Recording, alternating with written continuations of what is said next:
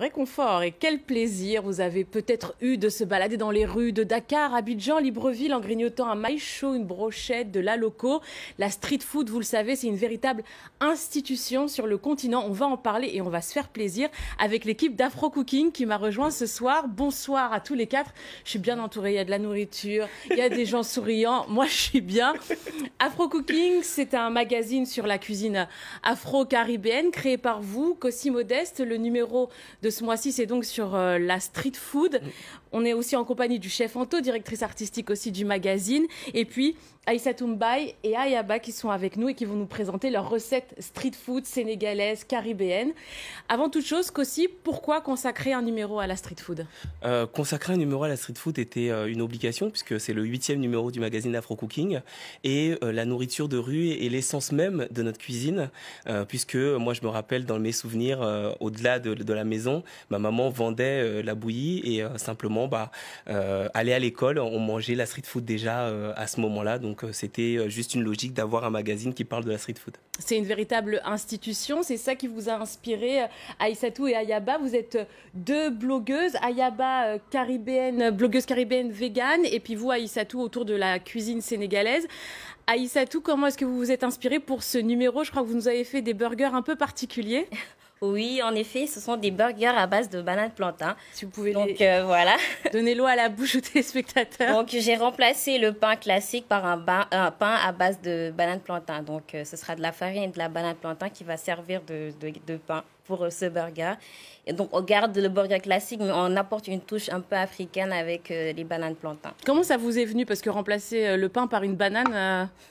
En fait, moi, le thème de mon blog, c'est le monde aux saveurs d'Afrique. Donc, j'essaye tout le temps d'africaniser en fait des recettes de la cuisine du monde. Donc, c'était parti sur ça. Je me suis dit, on mange souvent des hamburgers. Pourquoi pas des hamburgers africains? Donc, voilà. Donc, je me suis dit, allez, banane plantain. Et puis, on a fait un burger à base de banane plantain. Et vous, Ayaba, je crois que vous avez fait des tacos un peu particuliers. C'est ça, donc des tacos végétaliens en faisant honneur à la culture caribéenne, en particulier à Haïti, puisqu'en fait, il y a un pickles revisité. Vous pouvez aussi bien sûr, bien entendu. Un pickles, c'est quoi? Alors, le pickles, c'est un hachard de légumes. C'est des carottes et du chou marinés dans du vinaigre, du citron et beaucoup d'épices. C'est un plat traditionnel d'Haïti qu'on mange dans les food trucks qui sont servis justement avec la banane pesée en général et de la viande. Et donc moi j'ai décidé de revisiter donc la banane pesée en canapé avec un petit hommage à la Guadeloupe dont je suis originaire, avec quelques boules de soja végétal au colombo et une petite sauce en hommage à la Jamaïque également, du jerk chicken normalement, mais qui est revisité avec le jackfruit. Le fruit du jacquier. Donc, voilà. Alors moi j'ai une question un peu bête. Quelle est la différence entre la loco et la banane pesée? C'est pas bête, il n'y a pas de question bête. La banane pesée, déjà, on la prend beaucoup moins mûre. En général, c'est de la banane plantain, mais verte. Donc, banane plantain verte, donc beaucoup moins sucrée en goût. Et du coup, beaucoup moins aussi moelleuse, ce qui permet vraiment, du coup, de la présenter en canapé. Vous voyez? Et en fait, il y a deux cuissons, contrairement à la banane plantain. Il y a une première cuisson. Ensuite, on l'écrase.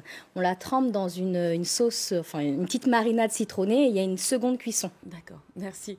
Chef Anto, je le disais, c'est une institution. Et vous nous avez apporté aussi ce qu'on grignote dans les rues de manière brute comme ça. Vous pouvez nous détailler un peu ce que vous avez apporté et d'où ça provient?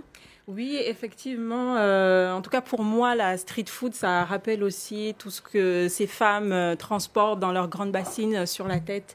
Et donc, on a, par exemple, des toffés que l'on rencontre un peu partout en Afrique. On a des beignets de farine de maïs avec de la banane. Dans certaines régions, on appelle micaté, d'autres puff-puff. On a des chips de banane plantain. Merci. On a du nougat. Ça, c'est banane et maïs? Ça, c'est banane. C'est des beignets de banane avec de la farine de maïs. On a ce qu'on appelle chin-chin ou croquettes.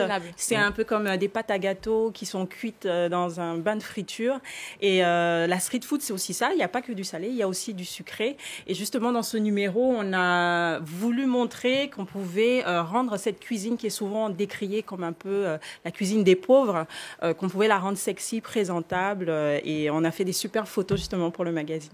Justement, et c'est aussi les petits sandwichs vendus à Dakar qui vous ont inspiré, je crois, pour le deuxième burger ou sandwich que vous avez apporté à Aïssatou? Oui, voilà, en fait, bon, on a la Madeleine de Proust qu'on a, donc je me suis dit, quand j'étais petite, on mangeait souvent des sandwichs à la sortie des écoles. Donc là, c'est en version mini, les petits sandwichs de brochettes, de poulet ou de viande, et les petits sandwichs à la viande avec la petite sauce aux oignons. Donc je me suis dit, bon, allez, ce sera un petit souvenir et un petit clin d'œil à tous les enfants qui sortent de l'école et qui mangent ces sandwichs.